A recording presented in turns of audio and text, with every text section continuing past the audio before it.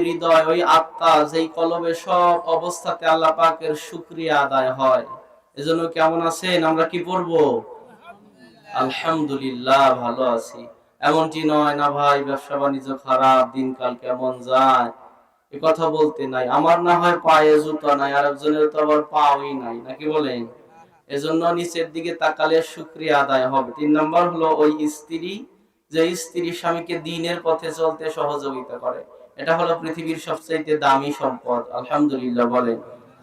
দেখেন আজকে আপনারা যারা এখানে বসেছেন, কবরস্থানের মাহফিল আজকে এখানে, এই মুরব্বী মানুষগুলো বসেছেন, অনেকে আপনাদের বয়সের অনেক বন্ধু এই কবর ঘরে যায় নাই। কথা বলেন, যায় নাই? আল্লাহ পাক ওই কাতারে চাইলে আপনাকে ডাক দিতে পারতো না? কথা বলে না, পারতো না? যুবক বন্ধুরা অনেকে বসেছেন, আপনার বয়সের অনেক যুবক বন্ধু কবর ঘরে গিয়েছে কি না? প্রতিদিন খবর আসে গাড়ি অ্যাক্সিডেন্টে মারা গেছে, গাড়ি চাপা পড়ে মারা গেছে, আগুনে পুড়ে মারা গেছে, পানিতে ডুবে মারা গেছে। অসংখ্য যুবকের মাঝে আল্লাহ পাক আপনাকে হায়াত দিয়েছে। আল্লাহ পাক চাইলে ওই কাতারে আপনাকে আমাকে রাখতে পারতো। কথা বলেন না কেন? রাখতে পারতো, কিন্তু আল্লাহ পাক সেই কাতারে না রেখে হায়াত দিয়েছে। সুস্থতার সাথে একদিনের হায়াত বেশি পাওয়া, সুস্থতার সাথে 1 সেকেন্ডের হায়াত বেশি পাওয়া, সুস্থতার সাথে 1 ন্যানো সেকেন্ডের হায়াত বেশি পাওয়া, এটা বহুত বড় গনিমত। রাসূল আকরাম সাল্লাল্লাহু আলাইহি ওয়াসাল্লামের কাছে 2 ব্যক্তি একসাথে এসে কালেমা পড়ে মুসলমান হয়েছিল। তারা দুজন এত ঘনিষ্ঠ বন্ধু ছিল যে তাদের জীবনের হার ইবাদতের সংখ্যা ছিল নামাজ সমান। নামাজ পড়েছে তাও 2 বন্ধু, রাকাতের সংখ্যা সমান। এমনকি জিহাদের ময়দানে অংশগ্রহণ করেছে তাও 2 বন্ধু সমান। সুবহানাল্লাহ বলে। 2 বন্ধু একসাথে দুনিয়া থেকে বিদায় নিয়ে চলে গেছে। রাসূল পাকের সাহাবী তো 2 জনই জান্নাতে গেছে, একজন নিচের জান্নাতে, একজন উপরের জান্নাতে। নিচের জান্নাতের জান্নাতি দেখতেছে উপরের জান্নাতে যে ব্যক্তি রয়েছে আমার বন্ধু, উনি যখন পার্শ্ব পরিবর্তন করে তার জান্নাতে মধুময় একটা আওয়াজ হয়, যে আওয়াজটা নিচের জান্নাতীর জান্নাতে নাই। নিচের জান্নাতি জিজ্ঞেস করলেন, বারে এলাহি, আমাদের দুজনের জীবনের হার ইবাদতের সংখ্যা সমান, কিন্তু আমার বন্ধুর জান্নাতে এত মধুময় আওয়াজ কেন, আমার জান্নাতে ওই আওয়াজটা নাই কেন? আল্লাহ পাক ডেকে বললেন, জান্নাতীরা, তোমাদের দুজনের জীবনের হার ইবাদতের সংখ্যা সমান, শুধুমাত্র কেবলমাত্র তোমার ওই বন্ধুর আমলনামায় একবার সুবহানাল্লাহ শব্দটা বেশি আছে। নিচের জান্নাতি ডাক দিয়ে বলে, রব্বুল আলামিন, শুধুমাত্র একবার সুবহানাল্লাহ শব্দটা বেশি থাকার কারণে আমার যে বন্ধু উপরের জান্নাতে আর আমি নিচের জান্নাতে রয়ে গেলাম, আমার বন্ধুর জান্নাত আর আমার জান্নাতের মধ্যে ব্যবধান কত? আল্লাহ পাক ডেকে বলে, জান্নাতীরে তুমি কি শোনো নাই? আমার রাসূল নবুয়তি জবানে বলেছেন, সুবহানাল্লাহ, আলহামদুলিল্লাহ, তামলা, সুবহানাল্লাহ আলহামদুলিল্লাহ শব্দদ্বয় আসমান আর জমিনের মধ্যবর্তী ফাঁকা জায়গাগুলো সওয়াব দ্বারা ভরে দেয়। সুতরাং তোমার জান্নাত আর তোমার বন্ধুর জান্নাতের ব্যবধান হলো মা বাইনাস সামাই ওয়াল আরদ, আসমান থেকে জমিন। কয়বার সুবহানাল্লাহ বেশি? একবার। তাহলে আপনার যে বন্ধু 1 বছর আগে কবরে গেছে, উনি সুবহানাল্লাহ বললে কি আর সওয়াব হবে? কবরে কোরআন খতম করলেও সওয়াব হবে না। কিন্তু আল্লাহ আপনাকে হায়াত দিয়েছে। বুখারী মুসলিম শরীফের হাদিস, 2 ব্যক্তি একসাথে কালেমা পড়ে মুসলমান হয়েছে। একজন জিহাদের ময়দানে শহীদ হয়ে গেছে, আর একজন বিছানায় শুয়ে মারা গেছে 1 বছর পরে। আল্লাহর হাবিব বলেন, সাহাবীরা বলো তো, যে ব্যক্তি 1 বছর আগে জিহাদের ময়দানে শহীদ হয়ে গেল, তার জান্নাতটা অধিক সুন্দর, নাকি যে 1 বছর পরে মারা গেল এর জান্নাতটা অধিক সুন্দর? সাহাবায়ে কেরাম বললেন, হে রাসূল, তার সাথে এর কিসের তুলনা? সে তো জিহাদের ময়দানে শহীদ হয়ে গেছে, আর এ তো বিছানায় শুয়ে মারা গেছে। আল্লাহর হাবিব বললেন, এই যে 1 বছর বেশি বেঁচেছে, এই 1 বছর যে তাসবিহাত করেছে, নামাজ পড়েছে, রোজা রেখেছে, জিকির আজগার করেছে, এই কারণে তার জান্নাতটা ওই বন্ধুর চাইতে তার জান্নাতটা আরো সুন্দর হয়ে গেছে। তাহলে 1 বছর বেঁচে থাকা, বেশি বেঁচে থাকা, এটা কত বড় নিয়ামত, আপনি কি বুঝতে পেরেছেন? তাহলে আল্লাহ যে সুস্থতার নিয়ামত আমাদের আপনাদেরকে দান করেছে, হায়াত দিয়েছে, এজন্য আবারও পড়ছি আলহামদুলিল্লাহ। রাত্রি গভীর হয়ে গেছে, 11টা 15 প্রায় বেজে গেছে। এত রাত্রিতে আমি সাধারণত 11টার ভিতরে আমার প্রতিটা মাহফিল ক্লোজ হয়ে যায়, শেষ করে দেই আমি সর্বোচ্চ 11টা মোনাজাত। কিন্তু এখানে যেহেতু এসেছি নতুন, আপনারাও আমার ব্যাপারে অবগত নন, এজন্য আমি এত রাত্রিতে উঠেছি। কিছু কথা বলবো, যদি আপনাদের অনুমতি থাকে বলবো কি ইনশাআল্লাহ? তবে শর্ত হলো যে আমি যতক্ষণ কোরআন থেকে কথা বলবো আপনারা উঠবেন না। কোরআন থেকে কথা বলবো, কোরআনের আদবে, কোরআনের সম্মানে একটু বসে থাকবেন। অল্প সময় আমি আপনাদেরকে অল্প কথার ভিতরেই আমি আপনাদেরকে ছেড়ে দেব। যে সূরা থেকে আমি তেলাওয়াত করেছি আপনারা হয়তো ইতিমধ্যে বুঝে ফেলেছেন। তেলাওয়াতকৃত সূরাটার নাম হলো সূরা কাউসার। কি নাম বললাম? আপনারা কথা বলতেছেন না, আমার কথা বুঝতে কি আপনাদের সমস্যা হচ্ছে? সমস্যা না হলে একটু জবাব দিবেন। তেলাওয়াতকৃত সূরাটার নাম কি? সূরা, কথা বলে না, কোন সূরা? সূরা কাউসার থেকে তেলাওয়াত করেছি। আল্লাহ পাক যদি তৌফিক দান করে এই সূরা থেকেই কিছু কথা বলবো। আমার পাশে আলেম ওলামারা বসে আছে। আমি ওয়েটিং রুমেও দেখেছিলাম অনেক আলেম ওলামারা গিয়েছিল। এজন্য আলেমদের মাঝে কথা বলতে ভালো লাগবে যদি তারা একটু হ্যাঁ হু বলে। কারণ আমি যে কথাগুলো বলবো সত্য বলতেছি কিংবা মিথ্যা বলতেছি, আপনারা তো সমানে সুবহানাল্লাহ বইলে যাবেন না। এখন এরা যদি পাশ থেকে বলে যে না ঠিক আছে, তাহলে না হয় কথাগুলো ঠিক মনে হবে, তাই না?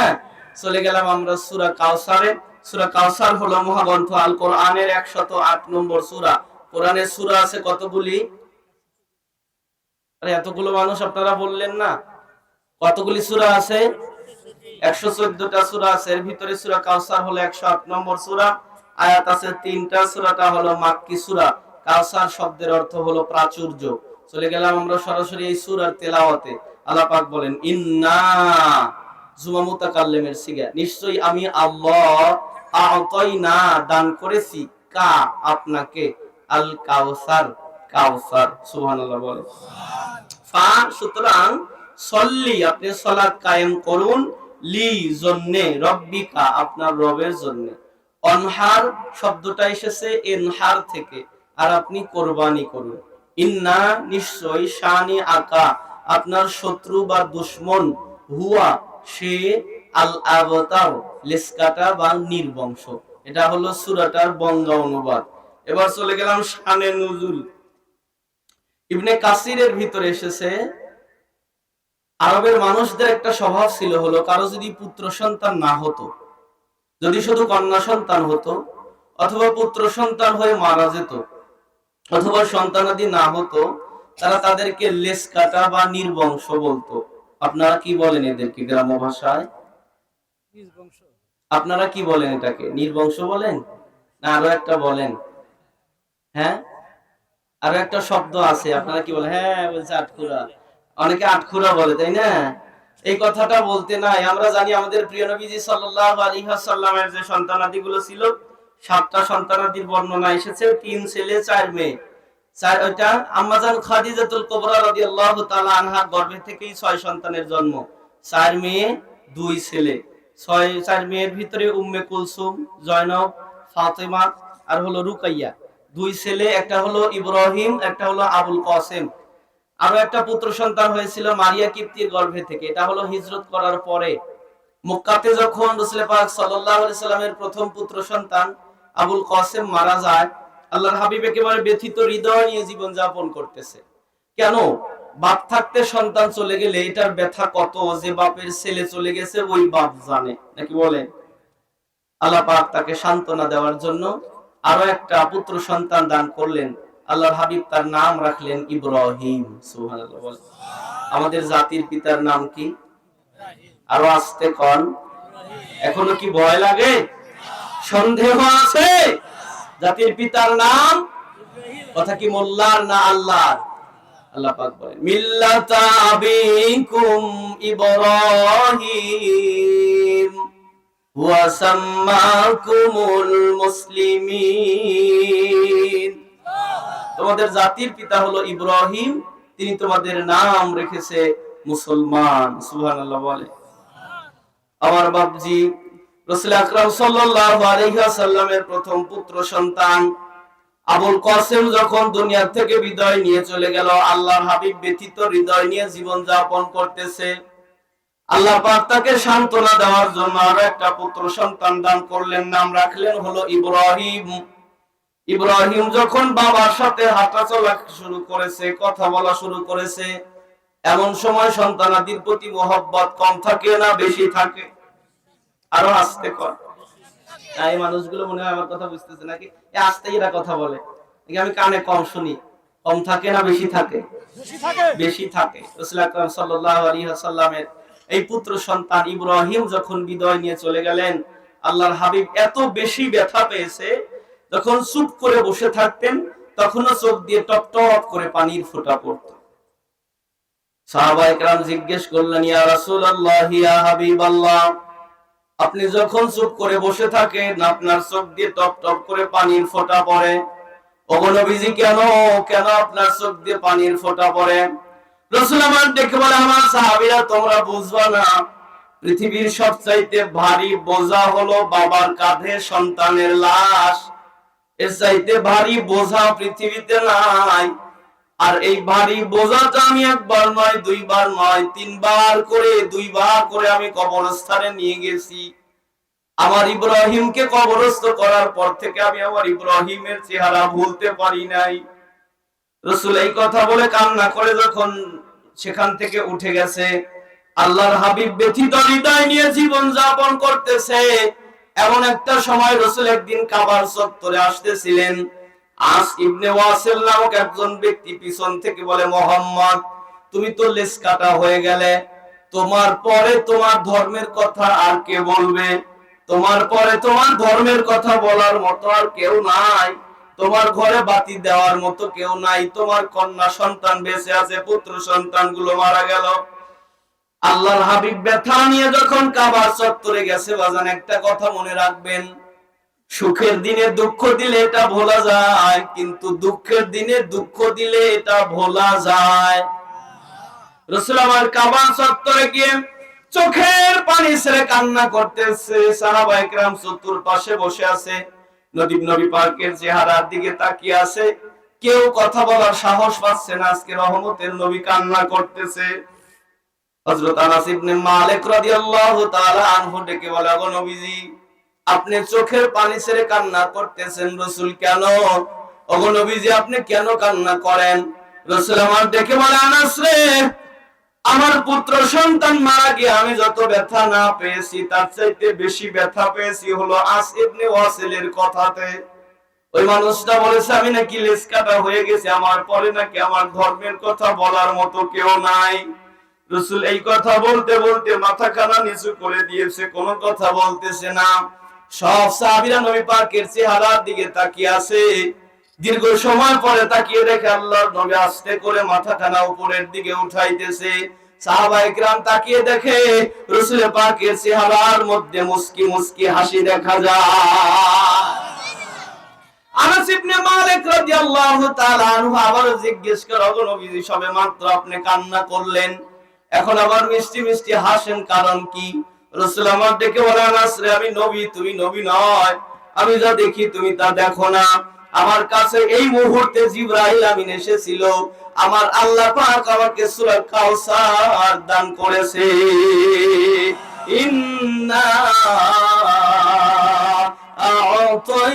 আ'তাইনাকাল কাউসার, হে রাসূল, নিশ্চয়ই আমি আপনাকে দান করেছি কাউসার। রাসূল ডেকে বললেন, সাহাবীরা তোমরা কি জানো কাউসার কি? সাহাবীরা বললেন, না হুজুর, আমরা জানি না। হুজুর বললেন, কাউসার হলো ফাইন্নাহু নাহরুন ফিল জান্নাহ, এটা হলো জান্নাতের ভিতরের একটা নহর। কিয়ামতের কঠিন ময়দানে সূর্য যখন মাথার আধা হাত উপরে চলে আসবে, সূর্য তার 12টা মুখ দিয়ে যখন তাপ দেওয়া শুরু করবে, পুরা হাসরের মাঠ তামা হয়ে যাবে। মানুষেরা চিৎকার করবে, পানি পানি, পিপাসায় যেন কলিজা ফেটে যায়। মানুষেরা যখন চিৎকার করবে পানি পানি বলে, ওই সময় আমার আল্লাহ পাক আমাকে হাউজে কাউসার দান করবে। আর হাউজে কাউসার থেকে এক পেয়ালা পানি যে ব্যক্তি একবার পান করবে, জান্নাতে যাওয়ার আগ পর্যন্ত তার আর কোনো পিপাসা লাগবে না। রাসূল বললেন, সাহাবীরা এই হাউজে কাউসার আমাকে দান করবে। সাহাবীরা জিজ্ঞেস করলেন, ওগো নবীজি, কিয়ামতের ময়দানে সব নবী রাসূলেরা উম্মতেরা কি উঠবে না? বলে, হ্যাঁ, সব নবীর উম্মতেরা উঠবে। তাহলে আপনি আপনার উম্মতকে কেমনে চিনবেন? রাসূল বললেন সাহাবীরা, মেসল দিতে গিয়ে বললেন সাহাবীরা, যদি কালো মেষ পালের ভিতরে সাদা রঙের মেষ থাকে অথবা কালো ঘোড়ার ভিতরে চিত কপালে সাদা ঘোড়া থাকে, এটা বের করার জন্য কি যন্ত্র লাগে? কথা বলেন। রাসূল বলেন, আমার উম্মত যারা হবে এরা নামাজের আগে ওযু করবে, অপবিত্রতা থেকে পবিত্রতা অর্জনের সময় ওযু করবে, আর ওযুর সময় শরীরের যে সকল অঙ্গ পানি দ্বারা ধৌত করবে, ওযুর পানি শরীরের যে সকল জায়গাতে লাগবে কিয়ামতের ময়দানে ওই সকল জায়গা থেকে আল্লাহর নূর চমকাতে থাকবে। এজন্যই তো হযরতে ওমর যখন ওযু করতেন, ওযুর পরে কালেমায়ে শাহাদাত পাঠ করা হলো মুস্তাহাব। হযরতে ওমর যখন ওযু করতেন, ওযুর ভেজা হাতটা উপরের দিকে উঠায়া শাহাদাত আঙ্গুলি উপরের দিকে দিয়ে কালেমায়ে শাহাদাত পাঠ করতেন, আর ওযুর পানিগুলো গড়ায়া গড়ায়া তার দেহের ভিতরে প্রবেশ করত।